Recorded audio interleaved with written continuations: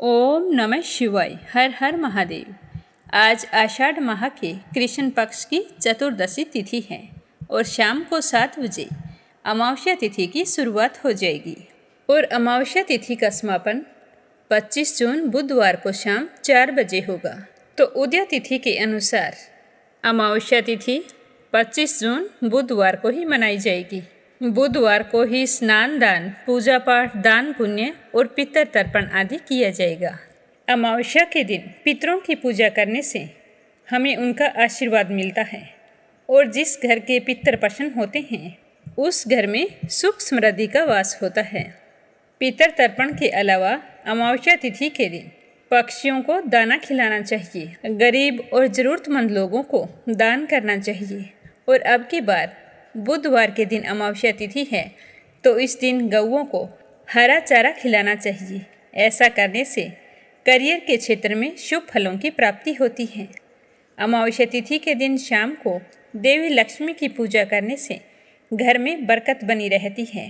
इसके साथ साथ पीपल के पेड़ के नीचे दीपक जलाने से पितरों को शांति मिलती है। अमावस्या तिथि पर हनुमान चालीसा का पाठ करने से बल, बुद्धि और विद्या का विकास होता है और सुहागिन महिलाएं इस दिन व्रत रखकर पूरे विधि विधान से पीपल के पेड़ की पूजा करके सोमा धोबिन की कथा को कहती है और सुनती है। ऐसा करने से अखंड सौभाग्य के साथ साथ उन्हें घर परिवार की सुख शांति का आशीर्वाद मिलता है। लेकिन कई बातें ऐसी है जिसका हमें बहुत ध्यान रखना चाहिए। अमावस्या तिथि के दिन हमें रात को कभी घर से अकेले बाहर नहीं निकलना चाहिए। दिन में भी आप सुनसान इलाकों पर अकेले ना जाएं, क्योंकि इस दिन नकारात्मक शक्तियों का वास होता है और जो व्यक्ति मन से कमज़ोर होते हैं उन्हें वे शक्तियाँ अपने वश में कर लेती हैं। इसीलिए ज़्यादा से ज़्यादा हमें अमावस्या के दिन घर पर रहकर ही पूजा पाठ करनी चाहिए। अपना मन चाहे कितना भी विचलित क्यों ना हो, फिर भी हमें अपने कुल देव और इष्ट देव का ध्यान करते हुए पूजा पाठ अवश्य करनी चाहिए। अमावस्या तिथि के दिन किसी दूसरे के घर का अनाज खाने से बचना चाहिए। और अगर आपको कोई सफ़ेद रंग की मिठाई यानी कि दूध से बनी हुई कोई भी मिठाई हो, आपको नहीं खानी चाहिए। अगर आप भूलवश भी किसी के घर से सफ़ेद रंग की मिठाई, खीर, चावल आदि कुछ खाते हैं तो आपको इसके नकारात्मक परिणाम देखने को मिलते हैं। अमावस्या के दिन बाल नहीं कटवाने चाहिए, दाढ़ी नहीं बनवानी चाहिए और ना ही इस दिन नाखून काटने चाहिए। महिलाओं को अपने बाल नहीं धोने चाहिए और ना ही इस दिन कपड़े धोने चाहिए। तो ये थी अमावस्या तिथि से जुड़ी हुई कुछ खास और महत्वपूर्ण जानकारी। हमारे प्यारे श्रोताजन इन सब बातों का ध्यान रखें ताकि हमें कोई भी समस्या का सामना ना करना पड़े। अब अपने सुनते हैं आज की कथा। आप सभी की मंगल कामना के साथ शुभारंभ करते हैं गणेश जी की कहानी से। बोलो गणेश गजानन की जय हो। एक गांव था जिसमें एक सेठ जी अपने परिवार के साथ रहा करते थे। सेठ जी का गांव के पास ही शहर में बहुत बड़ा कारोबार था। सेठ जी गणेश जी के परम भगत थे। वे पूरी श्रद्धा और विश्वास के साथ नियमित रूप से गणेश जी की पूजा किया करते थे। तो गणेश जी की कृपा से सेठ जी के घर में अन्न धन के भंडार सदैव भरे रहते थे। उनके जीवन में किसी भी प्रकार की कोई कमी नहीं थी। नित्य प्रतिदिन वो नियम से नदी पर स्नान करने जाते और आकर गणेश जी की पूजा करते, उन्हें भोग लगाते। गणेश जी की पूजा करने के बाद ही स्वयं भोजन किया करते थे। ये उनका रोजाना का नियम था। पर यह बात सेठानी जी को बिल्कुल भी अच्छी नहीं लगती थी। वो धार्मिक नहीं थी और ना ही भगवान में विश्वास रखती थी। सेठ जी को रोजाना ऐसा करने के लिए मना किया करती थी, लेकिन सेठ जी सेठानी की बात पर ध्यान नहीं देते थे। एक दिन की बात है, सेठानी सोचने लगी कि ये गणेश जी को इतना मानते हैं और कहते हैं कि सब कुछ गणेश जी भगवान ने दिया है और हमेशा इनकी पूजा करते हैं। पत्थर की पूजा करने से कुछ नहीं होता है। आज मैं गणेश जी को यहाँ से उठा लेती हूँ, फिर देखती हूँ कि वो गणेश जी की पूजा कैसे करेंगे और बिना पूजा किए कितने दिन भूखे रहेंगे। तो यह सोचकर सेठानी दूसरे दिन जब सेठ जी नदी पर स्नान करने के लिए जाते हैं तो पीछे से गणेश जी की मूर्ति को उठा लेती है और बगीचे में ले जाकर जमीन में दबा देती है। जब सेठ जी नदी पर से स्नान करके आते हैं तो देखते हैं कि मंदिर में गणेश जी की मूर्ति नहीं है। तो वो सेठानी से पूछते हैं कि गणेश जी की मूर्ति कहाँ गई, मंदिर में तो है नहीं। तो सेठानी बोली कि मुझे नहीं मालूम, आपको पता है कि मेरी इन सब चीज़ों में कोई रुचि नहीं है। तो सेठ जी परेशान होकर सारे घर में गणेश जी की मूर्ति को ढूंढने लगे, पर उन्हें मूर्ति नहीं मिली। सेठानी ने कहा कि आप भोजन कर लो और काम पर जाओ। तो सेठ जी ने कहा कि आज तक मैंने कभी भी गणेश जी को भोग लगाए बिना भोजन नहीं किया है, तो आज भी नहीं करूँगा। सेठ जी ने अन्न जल त्याग दिया और मन ही मन गणेश जी का स्मरण करने लगे। कहने लगे कि प्रभु, मुझे लगता है कि आप मुझसे नाराज हो गए हैं।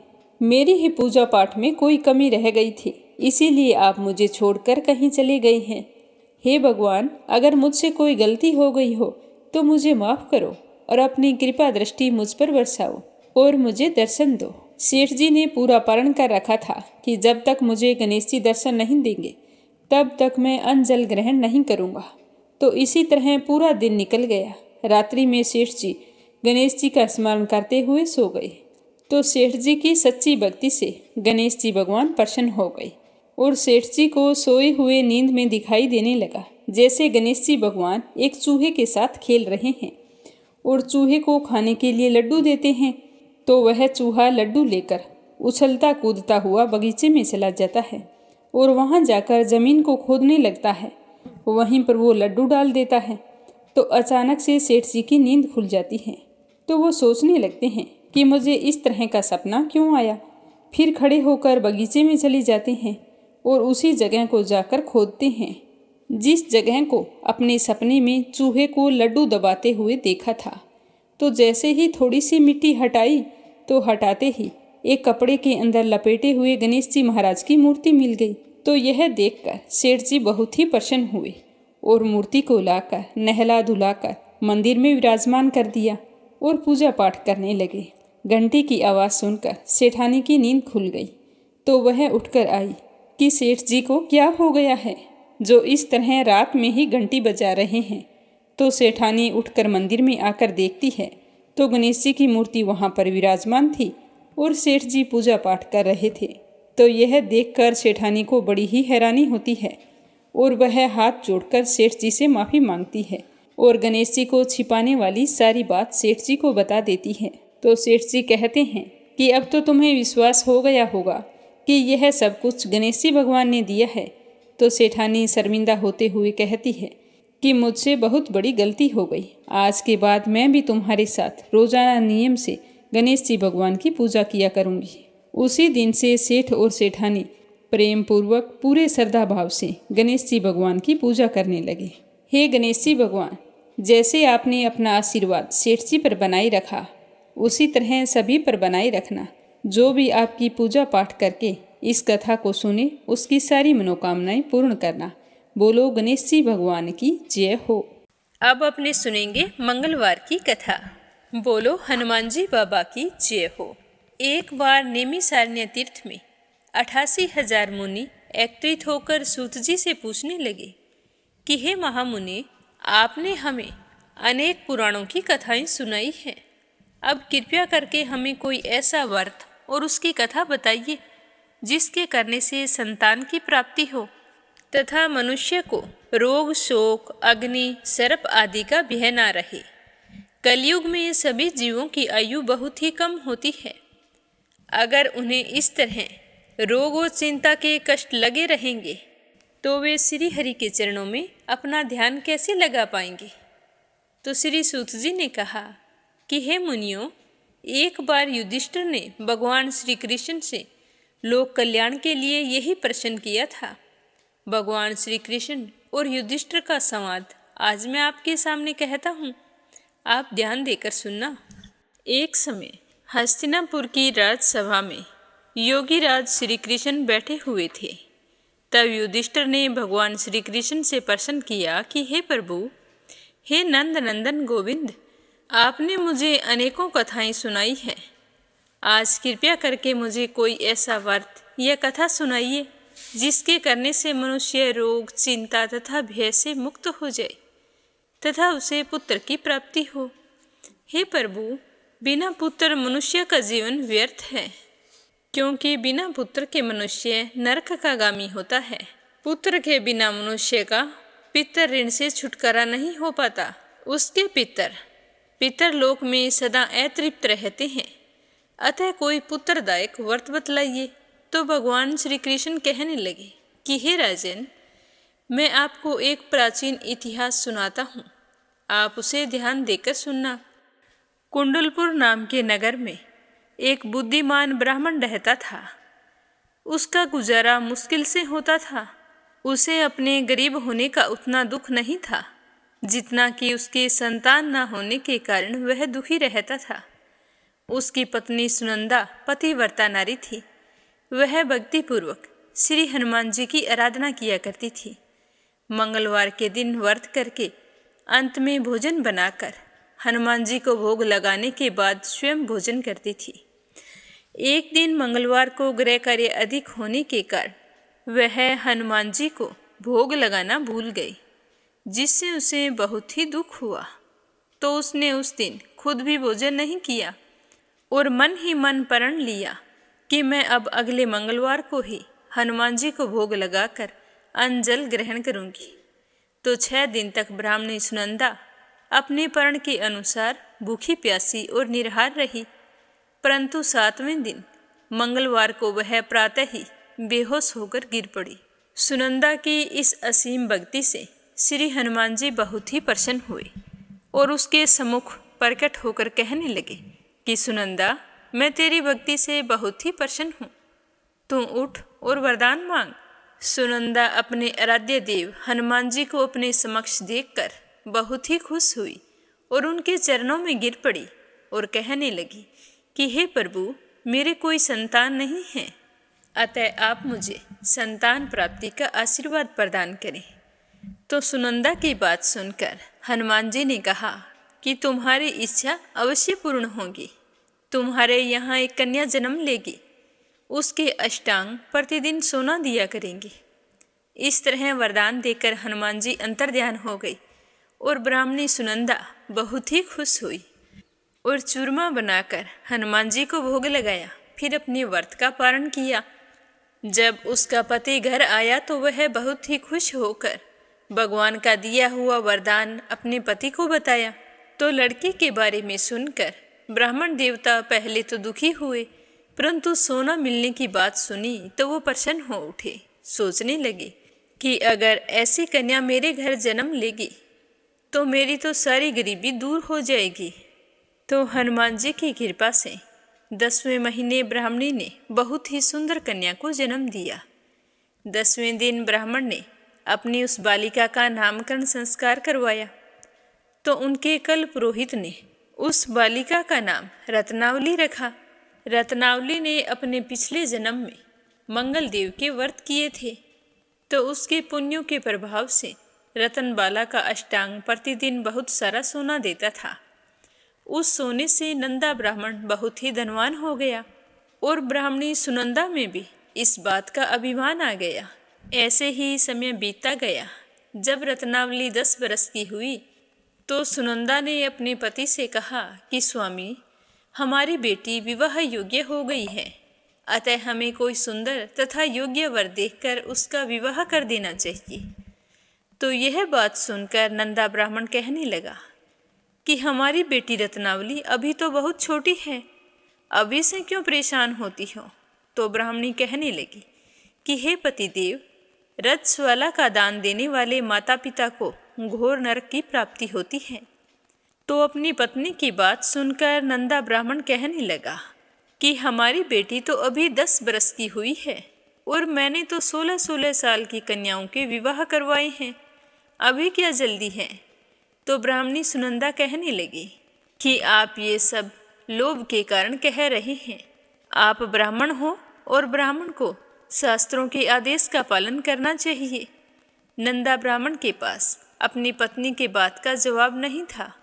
वह कहने लगा कि ठीक है, मैं कल ही योग्य वर की तलाश में अपना दूत भेज दूंगा। दान भी तो सुपात्र को ही दिया जाता है। दूसरे दिन ब्राह्मण ने दूत को बुलाया और कहा कि जैसी सुंदर मेरी बेटी है वैसा ही सुंदर और योग्य वर उसके लिए तलाश कर लाओ। तो दूत स्वामी की आज्ञा पाकर वर खोजने के लिए चल पड़ा। अनेक नगरों में घूमने के बाद वह पंपाई नगर में जा पहुंचा। वहां एक सुंदर ब्राह्मण के लड़के को देखा जिसका नाम सोमेश्वर था। वह बहुत ही गुणवान था। तो दूत ने उस ब्राह्मण के लड़के से सब कुछ पूछा और जानकर वापिस आ गया। आकर उस सुंदर और गुणवान लड़के के बारे में ब्राह्मण नंदा को बताया। तो ब्राह्मण नंदा भी सोमेश्वर से बहुत ही प्रभावित हुआ और सोमेश्वर के घर जाकर अपनी बेटी का रिश्ता तय कर दिया। और फिर शुभ मुहूर्त देखकर पूरे विधि विधान से सोमेश्वर को कन्यादान करके ब्राह्मण ब्राह्मणी बहुत ही संतुष्ट हो गए। पर लोभी ब्राह्मण नंदा ने रतनबाला का कन्यादान तो कर दिया, परंतु वह मन में बहुत ही उदास और दुखी था। वह विचार कर रहा था कि रतनबाला तो अब ससुराल चली जाएगी। अब इसे जो सोना मुझे मिलता था वो तो बंद हो जाएगा, और जो कुछ मेरे पास धन बचा कर रखा हुआ था वह तो इसके विवाह में खर्च हो गया, और जो धन शेष है वो थोड़े ही दिनों में समाप्त हो जाएगा और मैं फिर से गरीब हो जाऊंगा। तो मुझे कोई ऐसा उपाय करना चाहिए जिससे रतनबाला मेरे घर पर ही रहे। तो इस तरह सोचते सोचते उसने एक क्रूर निर्णय ले लिया। उसने विचार किया कि जब सुबह रतनबाला का पति सोमेश्वर उसे अपने साथ घर लेकर जा रहा होगा तब मार्ग में ही मैं उसका वध करवा दूंगा और फिर रतनबाला को अपने साथ घर ले आऊँगा, जिससे मुझे रोजाना सोना भी मिलता रहेगा और मैं लोगों के नज़र दोष से भी बच जाऊँगा। कोई मुझे यह नहीं कहेगा कि मैंने अपनी बेटी का विवाह नहीं किया, क्योंकि ब्राह्मण परिवार में कन्या का विवाह सिर्फ एक ही बार किया जाता है। तो यह तो बहुत ही अच्छा उपाय है। यह सोचकर वो सो गया। प्रातःकाल हुई। नंदा और सुनंदा ने अपने जमाता तथा पुत्री को बहुत सारा धन देकर विदा किया। सोमेश्वर अपनी पत्नी रत्नावली को लेकर अपने नगर की तरफ चल पड़ा। ब्राह्मण नंदा ने जिस तरह से क्रूर निर्णय लिया था उसको अंजाम देने के लिए अपने दूत को भेज दिया और कहा कि मार्ग में ही मेरे जवाई का वध कर देना। तो दूत मार्ग में छिप कर बैठ गया और जैसे ही सोमेश्वर उस छिपे हुए स्थान के पास से गुजरने लगा तो ब्राह्मण के दूत ने उसका वध कर दिया और यह समाचार ब्राह्मण तक भी पहुंचा दिया। अपने जमाता के वध का समाचार सुनकर नंदा ब्राह्मण अपनी पत्नी के साथ वहां पहुंचा जहां पर यह जघन्य अपराध हुआ था और रुंदन करती हुई अपनी पुत्री से कहने लगा कि हे पुत्री, लुटेरों ने ऐसा अनर्थ करते हुए कुछ भी नहीं सोचा, लेकिन यह तो भगवान की इच्छा थी। भगवान के आगे किसी का भी वश नहीं चला है। अब तू मेरे साथ घर चल। जो भाग्य में लिखा होता है वही होता है। तू मेरे साथ चल और अपना बचा हुआ जीवन वहीं पर व्यतीत कर। अपने पति की मृत्यु से दुखी हुई रत्नावली अपने पिता से कहने लगी कि पिताजी, मैं तो मेरे पति के साथ ही सती होना चाहती हूँ। जब मेरे पति ही नहीं हैं तो मेरे जीने का क्या फ़ायदा। तो रत्नावली के माता पिता ने उसे बहुत समझाया, लेकिन वो नहीं मानी। उसने तो मरने की ठान ली थी। उसने विलाप करते हुए अपने माता पिता से सती होने की इच्छा बताई। तो वह ब्राह्मण नंदा विचार करने लगा कि मैंने अपने जवाई का वध करवा के इस पाप को अपने सर लिया है। रतनबाला तो अपने पति के साथ ही अपने प्राण तक देने को तैयार है, तो मेरा तो दोनों तरफ से मरना हो गया। अब ना तो धन मिलेगा और जवाई का वध करवाने के कारण मुझे यम यातना भोगनी पड़ेगी, वो अलग। यह सोचकर वह ब्राह्मण बहुत ही दुखी हुआ। फिर सोमेश्वर की चिता बनाई गई। रतनबाला सती होने की इच्छा से पति का सर अपनी गोद में रखकर चिता में बैठ गई। जैसे ही चिता को अग्नि दी गई वैसे ही प्रसन्न होकर मंगलदेव वहाँ पर प्रकट हो गए और कहने लगे कि हे रत्नावली, मैं तेरी पति भक्ति से बहुत ही प्रसन्न हूँ। तू वरदान मांग। तो रतनबाला ने अपने पति का जीवन दान मांगा। तो मंगलदेव कहने लगे कि रतनबाला, तेरा पति अजर अमर है इसके अलावा तेरी कोई और इच्छा हो तो वो मांग। तो रतनबाला कहने लगी कि हे ग्रहों के स्वामी, यदि आप मुझ पर इतने ही प्रसन्न हैं तो मुझे यह वरदान दीजिए कि जो भी मनुष्य मंगलवार के दिन प्रातःकाल लाल पुष्प लाल चंदन से आपका पूजन करे, उसे रोग व्याधि ना हो, स्वजनों से उसका कभी वियोग ना हो, सर्प अग्नि तथा स्त्रुओं का कोई भय ना रहे, उसका घर परिवार सभी प्रकार के सुखों से भरा रहे, ऋण करता ऋण से मुक्त होकर धन संपत्ति का स्वामी हो जाए। जो स्त्री मंगलवार का व्रत करे वह कभी विधवा ना हो। तो रतनबाला की बात सुनकर मंगलदेव तथास्तु कहकर अंतर्ध्यान हो गई। मंगलदेव की कृपा से सोमेश्वर जीवित हो गया।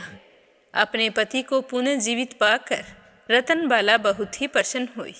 सोमेश्वर अपनी पत्नी को लेकर अपने नगर को चला गया। रतनबाला को यह पता चल गया था कि उसके पति की हत्या लोभ के कारण उसके पिता ने करवाई है, लेकिन उसने किसी को कुछ नहीं बताया। उसने अपने पिता को क्षमा कर दिया। पति पत्नी आजीवन मंगल व्रत करने लगे और मंगलदेव की कृपा से इस लोक का सुख ऐश्वर्य भोग कर अंत में स्वर्ग लोक को गई। हे हनुमान जी बाबा, जो भी व्यक्ति मंगलवार के दिन व्रत रखकर आपकी इस परम पावन कथा को सुने, उसकी सारी मनोकामनाएं पूर्ण करना और अपना आशीर्वाद हमेशा उस पर बनाए रखना। बोलो हनुमान जी बाबा की जय हो। अब अपने सुनते हैं स्कंद पुराण की कथा। प्रेम से बोलो स्कंद पुराण की जय हो, शिव परिवार की जय हो।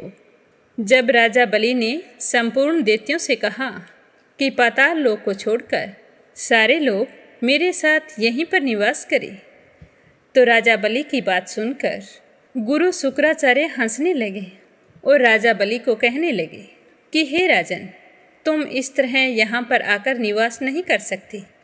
अगर आप निवास करना चाहते हो तो आपको 100 अश्वमेघ यज्ञों द्वारा अग्निदेव की आराधना करनी होगी। वह भी यहाँ पर नहीं होगी। आपको कर्म भूमि में जाकर भारतवर्ष में उपस्थित होकर यह उत्तम आराधना आपको करनी होगी। तभी यह संभव होगा कि आप दैत्यों सहित यहाँ पर निवास कर सकते हो। तो राजा शुक्राचार्य की बात सुनकर राजा बलि ने कहा कि हे गुरुदेव, जैसा आपने कहा वैसा ही होगा। मैं तुम्हारी इच्छा के विरुद्ध कुछ नहीं करना चाहता। तो यह कहकर राजा बलि उसी समय स्वर्ग लोक को छोड़कर दैत्यों तथा शुक्राचार्य को साथ में लेकर भूलोक में चले आए और उन्होंने अपने सेवकों को भी साथ में ले लिया। नर्मदा नदी के तट पर भृगु कुछ नाम से प्रसिद्ध एक महान तीर्थ है। वे सारे वहां पहुंचकर संपूर्ण पृथ्वी को जीतकर अपने अधिकार में कर लिया। उसके बाद गुरु शुक्राचार्य से आज्ञा लेकर अनेक अश्वमेघ यज्ञों द्वारा उन्होंने बड़ी भक्ति और श्रद्धा के साथ भगवान की आराधना करनी शुरू की। विरोचन पुत्र राजा बलि सत्यवादियों में सबसे श्रेष्ठ थे। उन्होंने ब्रह्मा जी और आचार्य का वर्ण करके 16 ऋतुजों का भी वर्ण किया और फिर गुरु शुक्राचार्य ने राजा बलि की भली भांति परीक्षा ली और फिर यज्ञ की दीक्षा दी। उनके द्वारा 99 यज्ञों का अनुष्ठान करवाया। उसके बाद राजा बलि का अंतिम अश्वमेघ यज्ञ बाकी था। तो राजा बलि और गुरु शुक्राचार्य 100वें यज्ञ को पूर्ण करने का विचार करने लगे। जब तक उनके 100 यज्ञ पूरे नहीं होते हैं तब तक राजा बलि स्वर्ग में नहीं रह सकते थे और ना ही वहाँ की वस्तुओं का उपभोग कर सकते थे। तो उधर राजा बलि और गुरु शुक्राचार्य 100वें यज्ञ की तैयारी करने लगे और उधर देवी अदिति ने उत्तम व्रत का अनुष्ठान किया था। उस समय व्रत से संतुष्ट होकर भगवान श्री हरि विष्णु ने वामन ब्रह्मचारी के रूप में उनके पुत्र होकर प्रकट हुए थे। परमेष्टि ब्रह्मा ने आकर उन्हें यज्ञोपवीत दिया था। महात्मा चंद्रमा ने दंड काष्ठ प्रदान किया था। परम अद्भुत मरीचरम और मेखला मंगाई गई थी। पृथ्वी देवी ने उन्हें चरण पादुका भेंट की थी। इस तरह दूसरों ने भी वटुक रूपधारी भगवान श्री हरि विष्णु को अन्य आवश्यक वस्तुएं प्रदान की। उसके बाद कश्यप और अदिति को प्रणाम करके राजा बलि के यज्ञ मंडप में जाने की अनुमति मांगी और फिर उनसे अनुमति लेकर राजा बलि की यज्ञशाला में पहुंच गए। उस समय सुरेश्वर गण उनके वेदांत वेद श्री हरि विष्णु की महिमा का गान कर रहे थे। अनेक प्रकार के रूप और वेश धारण करने वाले भगवान ने उस यज्ञ में पहुंचकर सामवेद की ऋचिकाओं का विधि पूर्वक गान किया। साम गान के अनंतर वे इस प्रकार कहने लगे कि हे राजन, दैत्यराज हिरण्यकश्यप के पुत्र प्रहलाद जी हुए, जो बड़े तेजस्वी, जितेंद्रिय तथा विष्णु भक्त हैं, जिन्होंने दैत्यराज की सभा में अतिशय तेजस्वी भगवान नरसिंह को प्रकट किया था। हे महाभाग, उन्हीं प्रहलाद जी के पुत्र तुम्हारे पिताजी थे, जो संसार में विरोचन के नाम से प्रसिद्ध हुए थे। उन महात्मा ने स्वयं अपना मस्तक दान करके इंद्र को संतुष्ट किया था।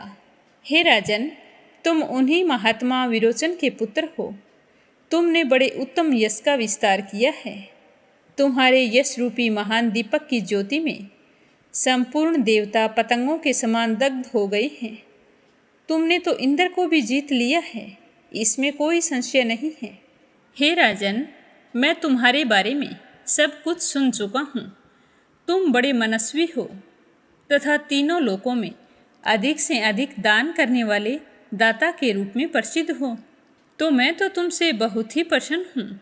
तो राजा बलि यह सुनकर बहुत ही प्रसन्न हुए और हाथ जोड़कर वामन रूप में आए भगवान श्री हरि विष्णु का खूब आदर सत्कार किया और फिर कहने लगे कि हे ब्राह्मण देवता, आपके दर्शन पाकर तो मैं धन्य हो गया हूँ। अहो भाग मेरे, जो आप मेरे इस यज्ञ में पधारे हैं, कहो आपको क्या चाहिए। मैं भी आपको कुछ न कुछ दान में देना चाहता हूँ, क्योंकि मेरे द्वार से आया हुआ कोई भी याचक खाली हाथ नहीं जाता है।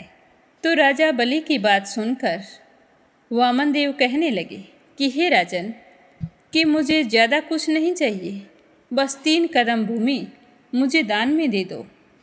तो यह सुनकर राजा बलि ने हंसते हुए कहा कि हे ब्राह्मण देवता, अब भी सोच लो, 3 कदम भूमि से तुम्हें क्या होगा।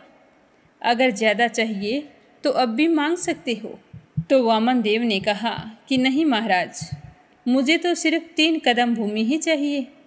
तो राजा बलि ने कहा कि ठीक है, आप 3 कदम भूमि माप लीजिए। यह कहकर राजा बलि ने कश्यप कुमार वामन जी का भली भांति पूजन किया। उस समय बड़े बड़े ऋषि तथा मुनीश्वर महातेजस्वी राजा बलि के सौभाग्य की सराहना कर रहे थे।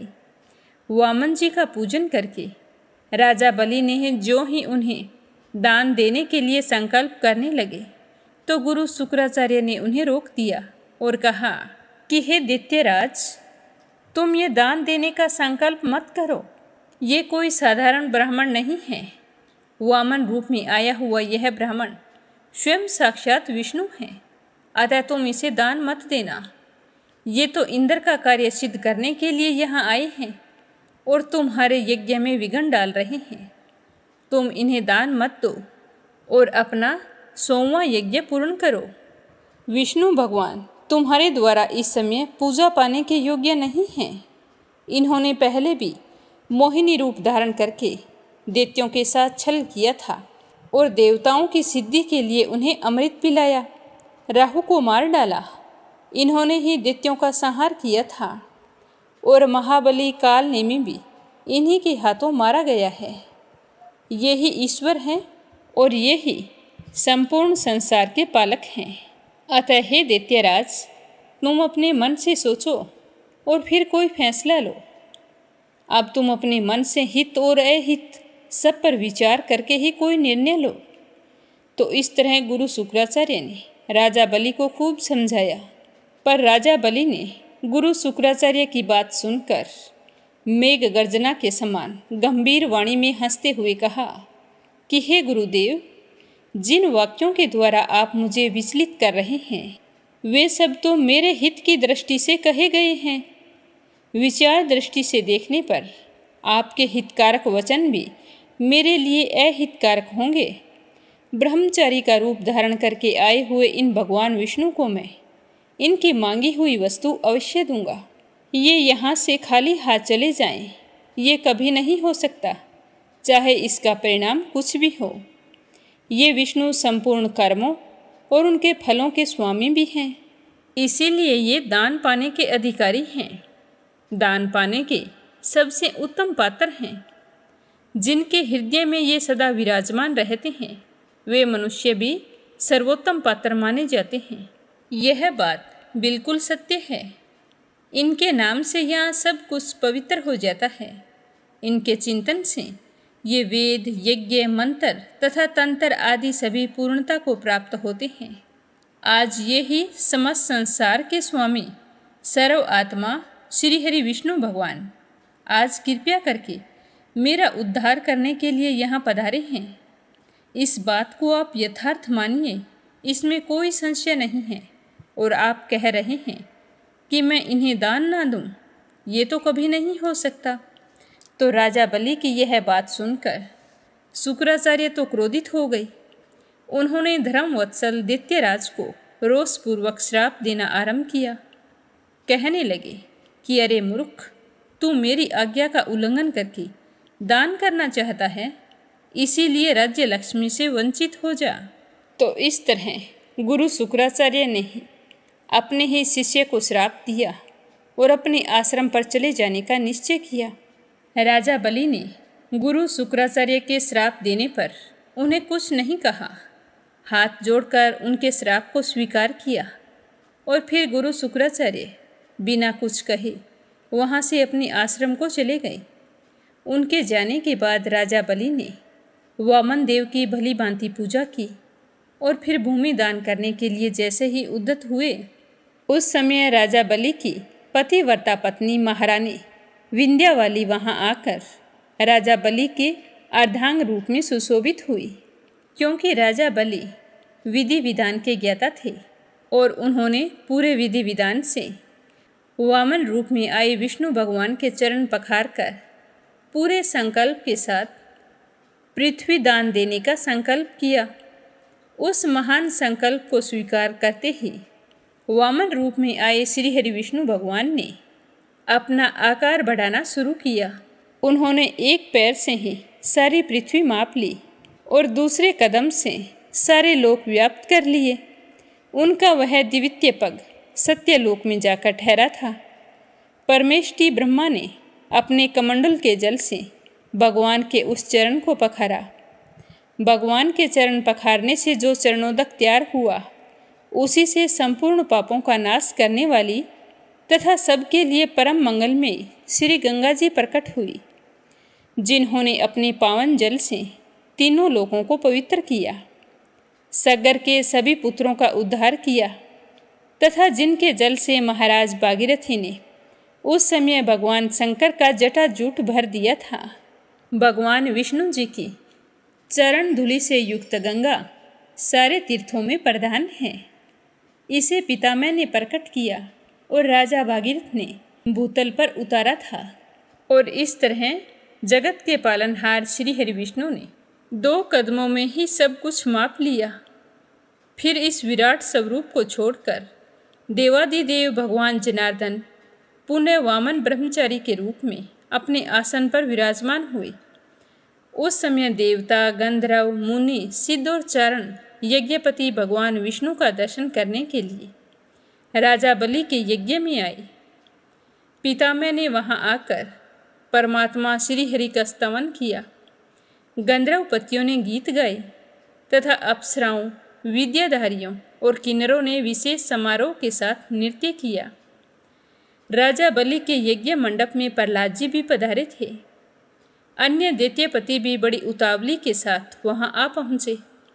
उस समय भगवान वामन ने बलि की पत्नी विंध्यावली से हंसकर पूछा कि हे देवी, तुम्हारे पति के द्वारा आज मुझे 3 कदम पृथ्वी मिलनी चाहिए, उसकी पूर्ति इस समय कहाँ से होगी?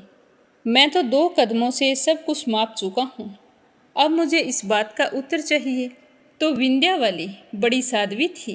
वह इस घटना से तनिक भी विचलित नहीं हुई और भगवान त्रिविक्रम से कहने लगी कि हे देव, आप समस्त लोकों के एकमात्र स्वामी हैं। आपने अपना भारी डिग बढ़ाकर यह त्रिलोकी माप ली है।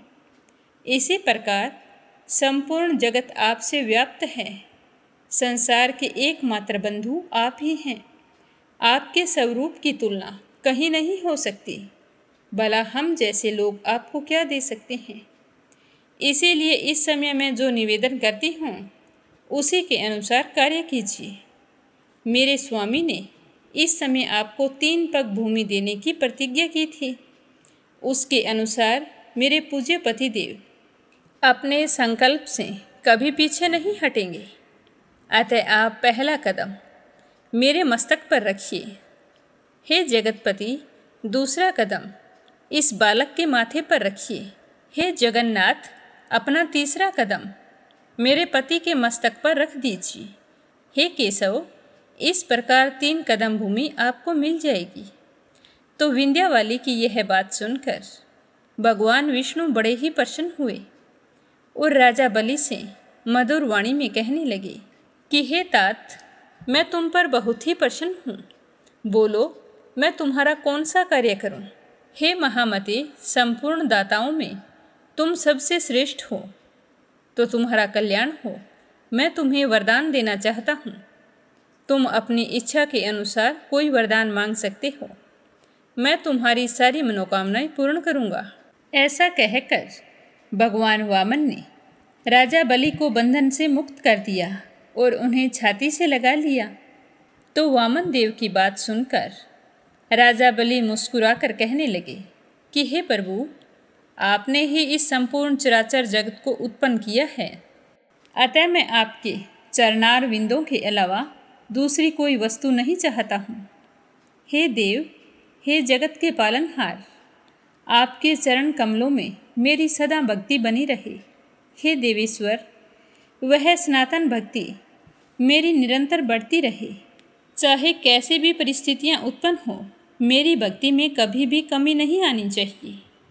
तो राजा बलि के इस प्रकार प्रार्थना करने पर वामन देव ने अत्यंत प्रसन्न होकर कहा कि हे राजन, तुम अपने भाई बंधु और संबंधियों के साथ सूतल लोक में चले जाओ। तो वामन देव की बात सुनकर राजा बलि कहने लगे कि हे देवादिदेव, आप ही बताइए कि सूतल लोक में मेरा क्या काम है। मैं तो सदा आपके पास रहूँगा। इसके विपरीत कुछ भी कहना उचित नहीं है। तब भगवान ऋषिकेश राजा बलि के प्रति अत्यंत कृपालु होकर कहने लगे कि हे राजन, मैं सदा तुम्हारे समीप रहूँगा। हे असुर श्रेष्ठ, तुम बिल्कुल भी चिंता मत करो। अब तुम मेरी बात ध्यान से सुनो। मैं तुम्हें निराश नहीं करूँगा। मैं सूतल लोक में तुम्हारा द्वारपाल बनकर रहूँगा। मेरे इस वचन को तुम वरदान ही समझो। आज मैं तुम्हारे लिए वरदायक होकर उपस्थित हुआ हूँ। अपने बैकुंठवासी पार्षदों के साथ तुम्हारे घर में निवास करूँगा। अतुल तेजस्वी भगवान विष्णु का यह वचन सुनकर दैत्यराज बलि असुरों के साथ सूतल लोक में चले गए। वहाँ बाणासुर आदि 100 पुत्रों के साथ वे सुखपूर्वक निवास करने लगे। राजा बलि दाताओं के भी परम आश्रय हैं। तीनों लोकों के याचक राजा बलि के पास जाते हैं और उनके द्वार पर विराजमान भगवान विष्णु जी स्वयं उन्हें मुँह मांगी वस्तुएं दान में देते हैं। कोई भोग की कामना लेकर जाता था, कोई मोक्ष की कामना। जिसकी जैसी रुचि होती उसी के अनुसार उनको वे सारी वस्तुएं श्री हरि विष्णु भगवान स्वयं देते थे। भगवान शिव शंकर की कृपा से राजा बलि ऐसे महत्वशाली हुए हैं। पूर्व काल में जुआरी के रूप में उन्होंने परमात्मा शिव के उद्देश्य से जो दान किया था, यह सब उसी का फल था। अपवित्र भूमि में पहुंचकर गिरी हुई गंध पुष्प आदि सामग्री को भी परमात्मा शिव की सेवा में समर्पित करके राजा बलि ने इतनी उन्नति की थी। तब जो लोग श्रद्धा और भक्ति से महादेव जी की सेवा करते हैं, गंध पुष्प और जल अर्पित करते हैं, उनके लिए तो कहना ही क्या है। वे साक्षात भगवान विष्णु के समीप जाते हैं। अतः हे ब्राह्मणों, भगवान शिव से बढ़कर दूसरा कोई पूजनीय देवता नहीं है। जो गूंगे हैं, अंधे हैं, पंगु हैं और जड़ हैं तथा जाति बहिष्कृत, चांडाल, सौपस और अंत्यज हैं, अगर वे भी यदि सदा भगवान शिव के भजन में तत्पर रहते हैं तो निश्चय ही परम गति को प्राप्त होते हैं। संपूर्ण मनुष्यों के लिए भगवान शिव की पूजा ही सदा पूजनीय होती है। पूजनीय ही नहीं, विद्वानों के द्वारा वे सदा चिंतनीय और वंदनीय होते हैं। परमार्थ तत्व के ज्ञाता पुरुष अपने हृदय में विराजमान भगवान महेश्वर का निरंतर चिंतन करते रहते हैं। तो यह सुनकर सारे ऋषिगण बहुत ही प्रसन्न हुए और कहने लगे कि हे सूत जी, आपने हमें यह बहुत अच्छी बात बताई है।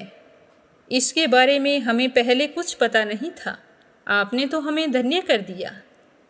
हे सूत जी, अब हमें बताइए कि जब दक्ष कुमारी सती अपने पिता दक्ष के यज्ञ में अग्नि प्रवेश करके अंतर्ध्यान हो गई थी, तब पुनः कब और कहाँ प्रकट हुई थी और वे शिवजी से किस तरह मिली, हम ये सब कुछ विस्तार से जानना चाहते हैं। तो उनकी उत्सुकता देखकर सूत जी कहने लगे कि मैं तुम्हारी जिज्ञासा देखकर बहुत ही प्रसन्न हुआ हूँ। अब मैं तुम्हें विस्तार से बताऊंगा कि दक्ष कुमारी सती अपने पिता के यज्ञ कुंड में अंतर्ध्यान होकर पुनः कहाँ पर प्रकट हुई थी। तो आप सभी ध्यानपूर्वक सुनना। तो यह अपने सुनेंगे कल की कथा में। आज की कथा को यहीं पर विराम देते हैं। तो प्रेम भाव से कहिए, स्कंद पुराण की जय हो, शिव परिवार की जय हो। भगवान शिव जी का आशीर्वाद आप सब पर हमेशा बना रहे। अब अपने सुनते हैं राधा रानी की कहानी। प्रेम से बोलो, राधा रानी की जय हो। आज से बहुत समय पहले की बात है। श्री कृष्ण की जन्मस्थली कही जाने वाले मथुरा के पास रामलाल नाम का एक वृद्ध व्यक्ति रहा करता था।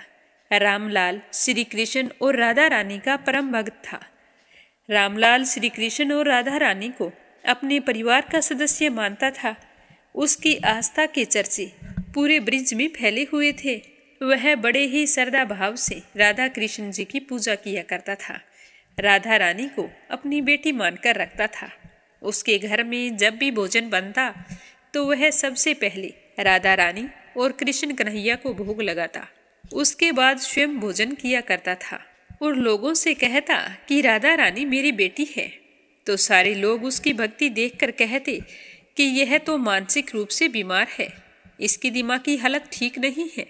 पर रामलाल को लोगों की बातों से कोई भी फर्क नहीं पड़ता था। एक दिन रामलाल पास के गांव में किसी काम से गया हुआ था। उस समय इतने साधन होते नहीं थे, तो वह पैदल ही गया हुआ था। पूरे दिन सारा काम निपटाया और काम समाप्त होने पर घर की तरफ चल पड़ा। चलते चलते उसे बीच रास्ते में बहुत ही जोरों की प्यास लग गई, परंतु मार्ग में कहीं भी पानी नहीं मिला। तो उसकी हालत तो बहुत ही खराब हो रही थी। तो वह पैदल ही पानी की खोज में नंदगांव जा पहुंचा। वहां देखा कि एक कुएं के ऊपर कई कन्याएं पानी भर रही थी। तो वहां जाकर वो कहने लगा कि बेटी, मैं बहुत प्यासा हूँ, क्या मुझे पानी पिला सकती हो? तो उनमें से एक कन्या ने उत्तर दिया कि रुकिए बाबा, मैं आपको अभी पानी पिलाती हूँ। तो वह कन्या कुएं से पानी खींचने लगी। तो रामलाल ने उस कन्या से पूछा कि बेटी, यह कौन सा गांव है? तो वह कन्या कहने लगी कि बाबा, यह तो नंदगांव है। तो रामलाल कहने लगा कि मैं यहाँ पानी नहीं पी सकता। तो वह कन्या कहने लगी कि बाबा, क्या बात है, आप यहाँ पानी क्यों नहीं पी सकते? तो वह कहने लगा कि यह तो हमारी राधा रानी का ससुराल है और बेटी के ससुराल का पानी पीना पाप का भागी होने के बराबर होता है और मैं यह पाप नहीं कर सकता। तो रामलाल के मुंह से इस तरह की बातें सुनकर वहां पानी भर रही सारी कन्याएं उसका भक्ति भाव देखकर हैरत में पड़ गई और रामलाल जैसे तैसे वहां से खड़ा हुआ और आगे चल पड़ा। पर प्यास के कारण उससे चला नहीं जा रहा था। उसे चक्कर आ रहे थे। आंखों के आगे धुंधला सा नजर आ रहा था। इसी तरह मुश्किल से चलता हुआ रामलाल उस नंदगांव से बहुत दूर निकल चुका था, पर अब उसका शरीर जवाब देने लगा था। वह प्यास के कारण जमीन पर गिर गया और बेहोश हो गया।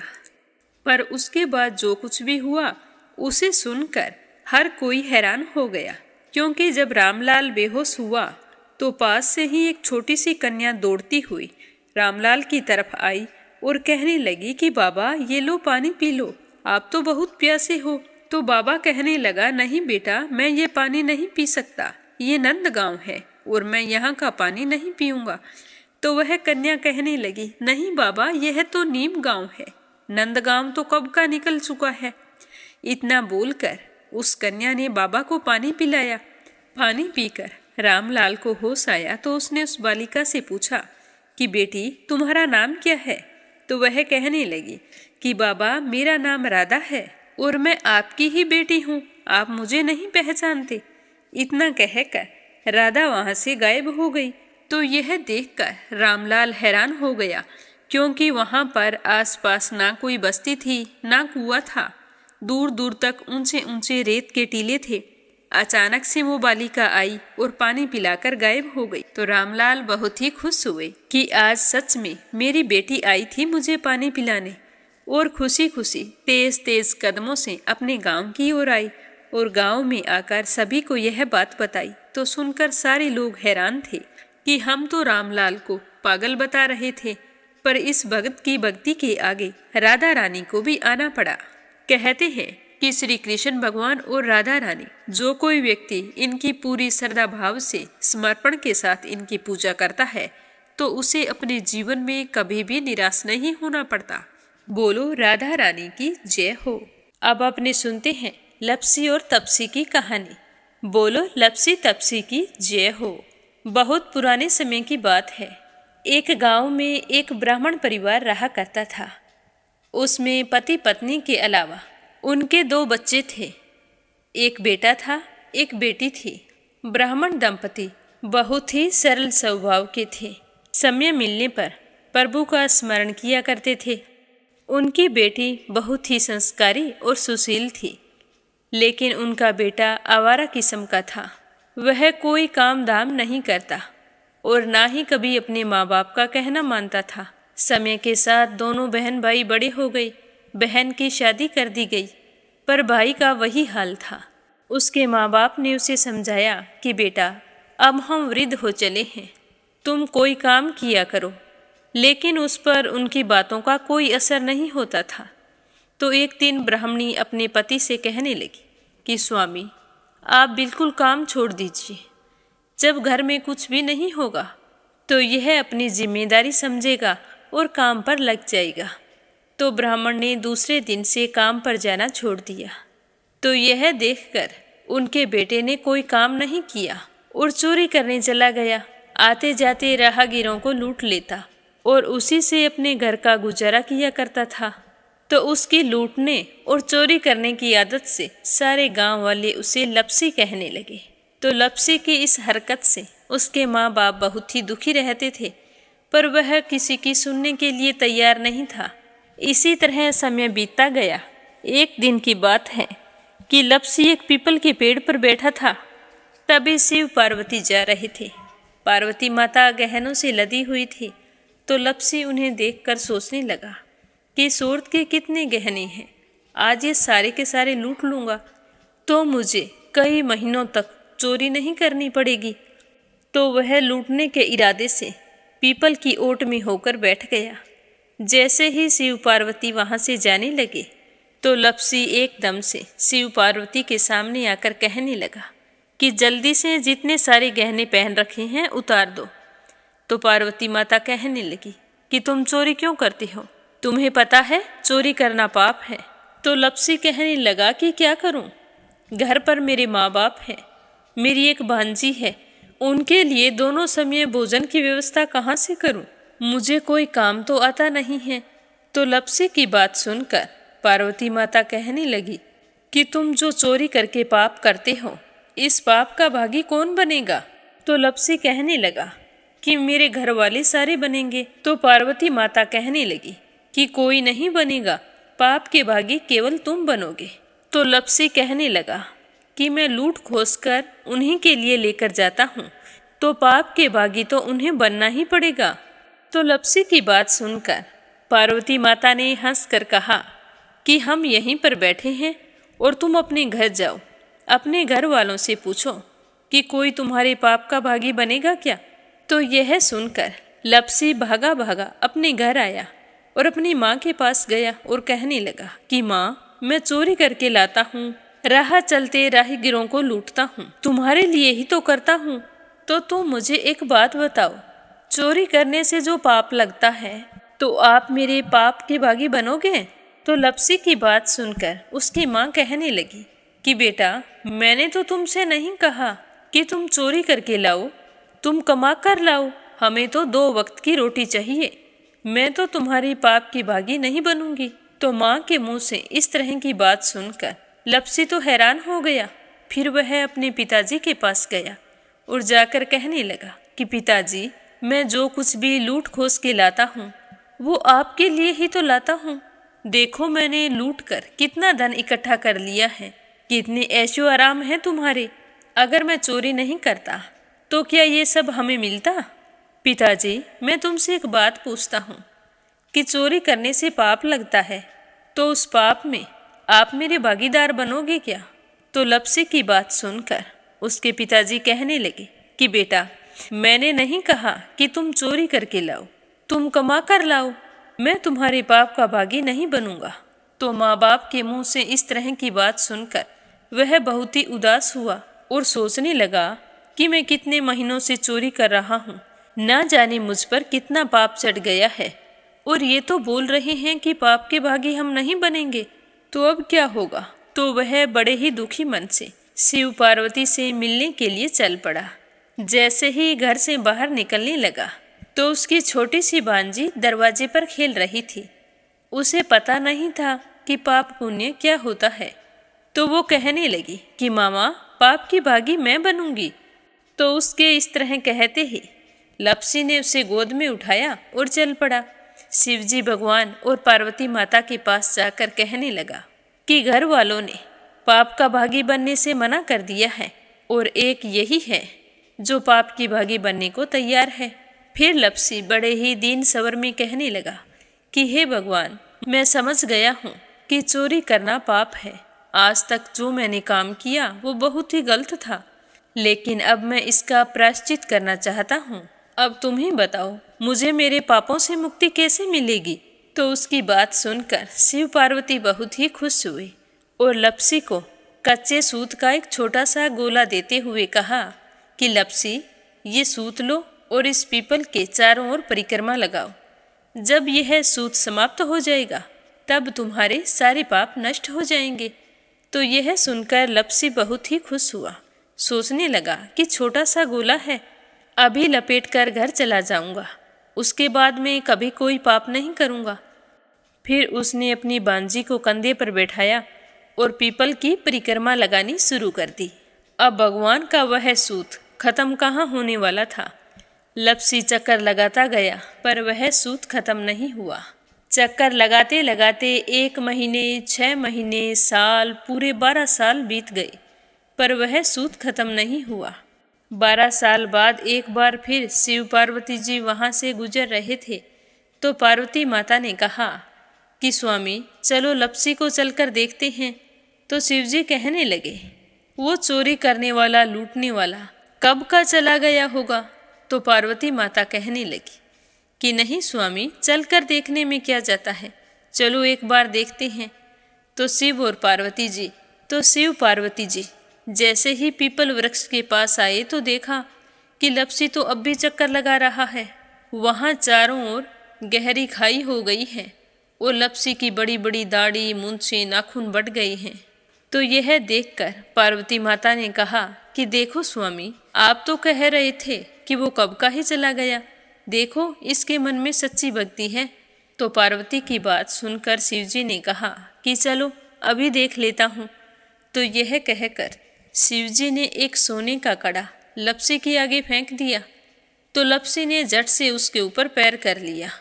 फिर अचानक से उसका ध्यान शिव पार्वती जी की ओर गया तो वो हाथ जोड़कर कहने लगा कि भगवान, अब तो मेरे पाप समाप्त हो गए होंगे, आप मुझे यहाँ से जाने की आज्ञा दीजिए। आपका यह सूत अभी तक खत्म नहीं हुआ है। तो शिव जी भगवान ने कहा कि तुम्हारे पाप कर्म भी अभी तक पूरे नहीं हुए हैं। तो शिव जी की बात सुनकर लप्सी कहने लगा कि भगवान, मुझे पूरे 12 वर्ष हो गए हैं आपकी भक्ति करते करते, और अब भी आप मुझ पर शक कर रहे हैं। तो शिव जी ने कहा कि अपना पैर उठाओ। तो जैसे ही लप्सी ने अपना पैर उठाया तो उसके पैर के नीचे सोने का कड़ा था। तो यह देखकर लप्सी शर्मिंदा हो गया और कहने लगा कि प्रभु, गलती हो गई, मुझे माफ़ करो, आगे से मैं ऐसी गलती कभी नहीं करूँगा। तो शिव जी कहने लगे कि नहीं लप्सी, तुम्हारा पाप ऐसे पूरा नहीं हो सकता। अब तुम्हें 12 वर्ष तक और इसी तरह परिक्रमा करनी होगी, उसी के बाद तुम्हारे पाप समाप्त होंगे। यह कहकर शिव पार्वती वहाँ से चले गए और वह फिर से पीपल के पेड़ की परिक्रमा करता रहा। करते करते 12 साल बीत गए। 12 साल बाद में शिव पार्वती जी वहाँ पर आए तो उन्होंने देखा कि आज भी वो वहीं पर चक्कर लगा रहा है। तो शिव जी ने फिर उसके सामने सोने की अंगूठी फेंकी, पर उसने कोई ध्यान नहीं दिया। तो शिव जी भगवान प्रसन्न होकर कहने लगे कि हे लप्सी, आज से तुम मेरी तपस्या करके तपसी बन गए हो। मैं तुम्हें वरदान देता हूँ कि तुम अपने जीवन में सारे सुखों को प्राप्त करेगा, और तूने 24 बरस तक मेरी भक्ति की है, इसका फल भी तुझे अवश्य मिलेगा। जो भी औरत गाय और कुत्ते की रोटी नहीं बनाएगी, उसका पुण्य फल तुम्हें मिलेगा। आंगन लीप कर दहलीज नहीं लीपेगी तो उसका पुण्य फल भी तुझे ही मिलेगा। अगर हमारे घर की बहन बेटी को हम सूट, तीवल या साड़ी भेंट स्वरूप देते हैं तो साथ में मोली का धागा और कुछ रुपए नहीं देंगे तो उसका पुण्य फल भी तुम्हें ही मिलेगा। अगर कोई दिए से दिया जलाएगा तो उसका पुण्य फल भी तुम्हें ही मिलेगा। अगर व्रत और पूजा पाठ में सारी कहानी सुन ले और तुम्हारी कहानी ना सुने तो उसका पुण्य फल भी तुम्हें ही मिलेगा। कहा जाता है कि तभी से सुबह पहली रोटी गाय की और सुबह की अंतिम रोटी छोटी बनाई जाती है, और शाम को अंतिम रोटी बड़ी बनाई जाती है जो कुत्ते की होती है। और दिए से दिया भी नहीं जलाया जाता, और घर की बहन बेटियों को सूट और तीवल के साथ भेंट स्वरूप कुछ रुपए भी जरूर दिए जाते हैं। और उसी दिन से हर व्रत कथा के बाद में लप्सी तपसी की कहानी जरूर सुनी जाती है, और कथा समाप्त होने पर कहा जाता है कि लप्सी का फल लप्सी को मिले, तपसी का फल तपसी को मिले। हमारी पूजा पाठ का, हमारे व्रत का और हमारी कहानी का पुण्य फल हमें मिले। बोलो लप्सी तपसी की जय हो। तो ये थी लप्सी और तपसी की कहानी। लप्सी तपसी 2 भाई नहीं थे। लप्सी और तपसी एक ही आदमी का नाम था। लूट कर लाता था, इसीलिए उसे लप्सी के नाम से पुकारते थे, और फिर भगवान की तपस्या करने के कारण उसे तपसी के नाम से जाना जाने लगा। बोलो लप्सी तपसी की जय हो। अब अपने सुनते हैं कथा सुनने वाले प्यारे श्रोताओं के नाम। आज का पहला कमेंट अपराजिता मीना श्रीवास्तव नेपाल से। दूसरा है संजय, सोनिया, हिताक्षी, दीपेश, मयंक हरियाणा से। और तीसरा है परमेश्वरी रघुवीर सिंह दिल्ली से। UN तिवारी, इंदिरा तिवारी लखनऊ से। रुक्मणी शर्मा अम्बाला से। सरला रानी करणपुर से। आरती खैरावर अगरखर से। राधा रोहिला दिल्ली से। आशा शर्मा, विष्णु, ज्योति, अंशु भीलवाड़ा से। श्रीचंद यादव गया बिहार से। शीला सिन्हा, मीरा श्रीवास्तव, ममता श्रीवास्तव, माला छम्मा जौनपुर से। नीलम जायसवाल हैदराबाद से। बीनू मेहरा दिल्ली से। निर्मला सिसोदिया दिल्ली से। वंदना वर्मा इंदौर से। रजनी वडोला उत्तराखंड से। श्रीमती शर्मा अलीगढ़ से। गीता सैनी करनाल से। एक श्रोता हरियाणा से हैं, इन्होंने अपना नाम नहीं बताया। रेखा धर्मेंद्र शर्मा जयपुर से।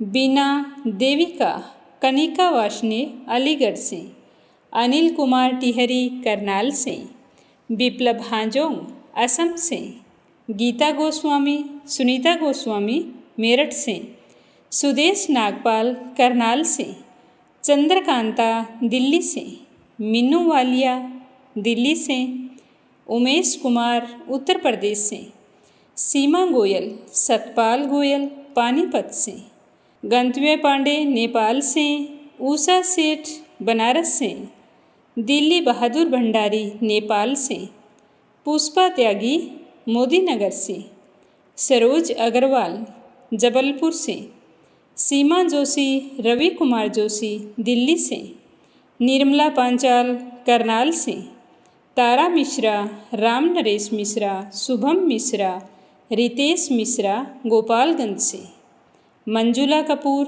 पंजाब से, प्रमोद यादव साहो हिमाचल प्रदेश से, रुपेंद्र रुचि सिंह दिव्यांश कमला देवी भीलवाड़ा से, सुनीता गोयल उत्तराखंड से, शंभू प्रसाद भट्ट स्नेहिल पूर्णिमा देवी भट्ट उत्तराखंड से, रामावती देवी जगवीर सिंह रवि कुमार राहुल अनुज ज्योति वंदना भावना रुद्र कुमार आराध्या आन्या तोलू मोलू अविका मेरठ से, दीपिका रायपुर छत्तीसगढ़ से, संजीव कंसल कविता कंसल कृष्णा कंसल आरुष कंसल रानी कंसल मुजफ्फरनगर से, कमलेश भल्ला जम्मू से, वीणा कालड़ा आगरा से, क्षमा परतुल वडोदरा से, अशोक कुमार जी भटनागर भोपाल मध्य प्रदेश से,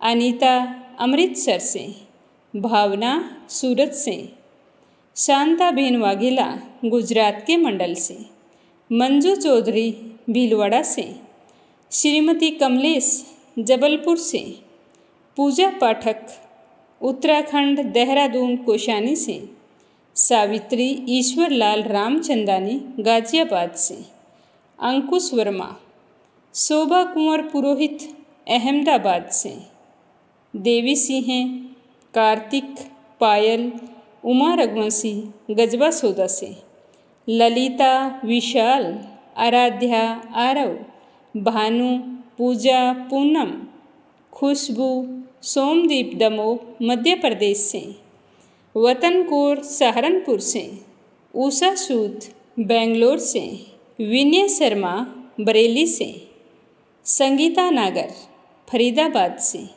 स्मिता सीताराम गायकवाड़ महाराष्ट्र से, शशि वर्मा अंजलि वर्मा करण वर्मा पंजाब से, कमलेश लाल रुड़की से, श्रीमती यशोदा ओडिशा से। आप सभी श्रोताओं का बहुत बहुत धन्यवाद। आप अपना प्रेम और विश्वास हमेशा यूं ही बनाए रखना।